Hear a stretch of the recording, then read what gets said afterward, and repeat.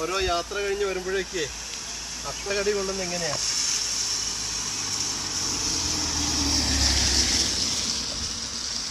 കിട്ടാനും കുഴപ്പമൊന്നുമില്ല. അതാ മൊത്തം കാലിന് ഉപ്പ ഇടുകയാണ്. എത്രമേൽ അട്ടയാണ്. അപ്പൂസിൻ്റെ കാലിൻ്റെ ചോരയൊന്ന് കാണിച്ചപ്പോൾ ശരിക്കും അപ്പോൾ എൻ്റെ ഒന്നിക്ക് കണ്ടോ, കാലിൻ്റെ ഇടയൊക്കെ ഇങ്ങനെ നിന്നിരിക്കുകയാണ്. പിന്നെ ഒന്ന് കഴുകട്ടെ. പിന്നെ കയറൂല്ലേ? എനിക്ക് പുല്ലുണ്ടെങ്കിൽ കയറും.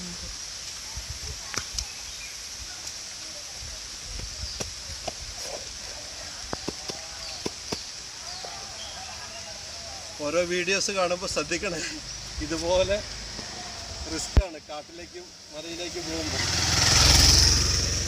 കടുവ, പുലി. ഓക്കെ, അപ്പൂസ് കഴിക്കും.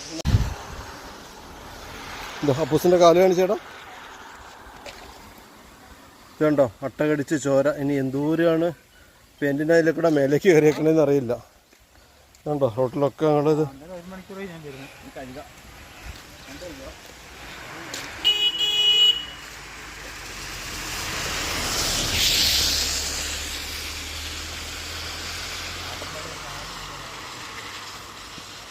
ആ മലയുടെ മുകളിൽ പൊന്മുടിക്കോട്ടയുടെ ഭാഗത്താണ് വനമുത്തശ്ശിയുടെ വീട്. അവിടെ നിന്നാണ് ഞങ്ങൾ ഇപ്പോൾ ഇറങ്ങി വരുന്നത്. അട്ടകടിച്ച് നാശാക്കി.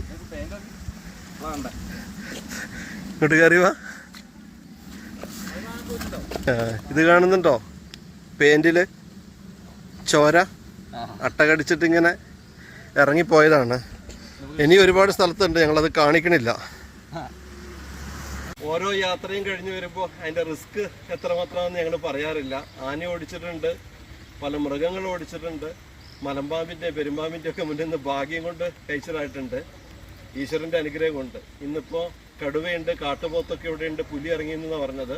എന്നാലും വനമുത്തശ്ശിയെ ഞങ്ങൾ പോയി കണ്ടു വന്നു. കണ്ടോ കംപ്ലീറ്റ് ഇവിടെയൊക്കെ ഉള്ളിലൊക്കെ അരഭാഗത്ത് ഉള്ളിലൊക്കെ അട്ട കടിച്ചിരിക്കുകയാണ്. അത്രയ്ക്കും ചോരയാണ്.